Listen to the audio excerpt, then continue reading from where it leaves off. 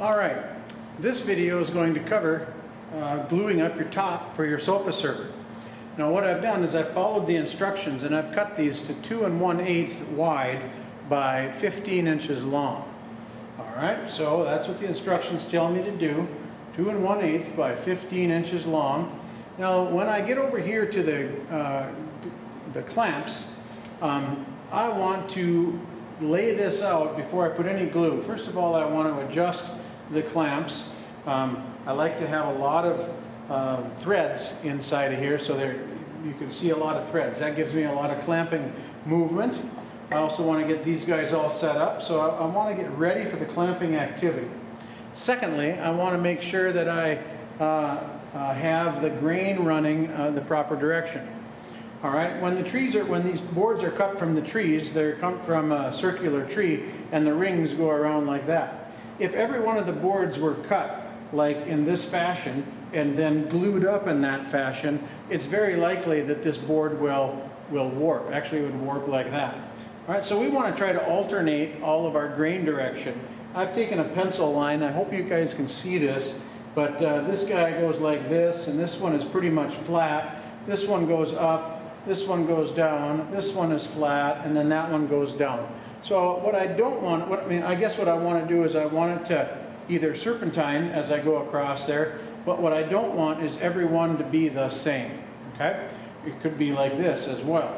And I don't want them to be all the same because that might cause some warpage on the top. That's the whole reason that we cut this into sections, is to eliminate and keep the warpaging down. Now, after we get it all set up, we come along here like so, and we set this up. And I also have a stick nearby to do this, and I might lose you. I'm getting a notification on my camera that my SD card is getting full. So what you're going to do is do this, get a nice layer of glue on there, and you're going to do that to every single one. Okay? I might not get this done, but I will try real fast. All right, be sure that you've got full coverage on the glue on every piece.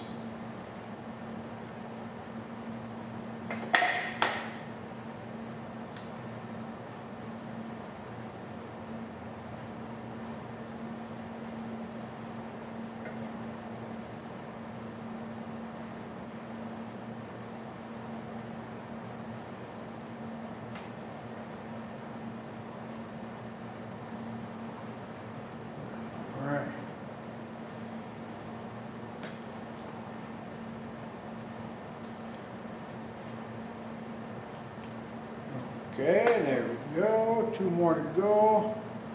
And there we go.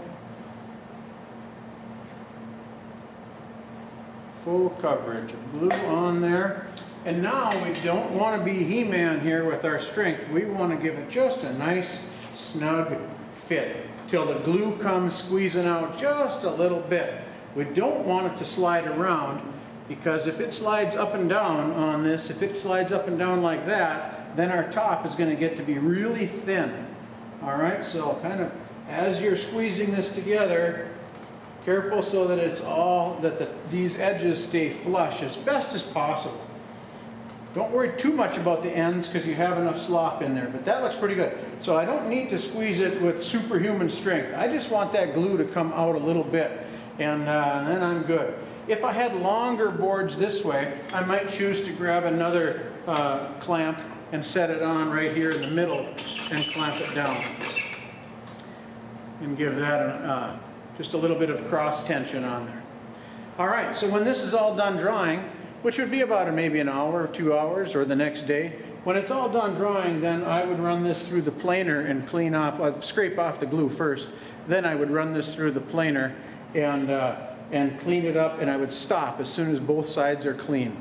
I want to leave this as thick as possible. All right, folks, that's gluing up your top.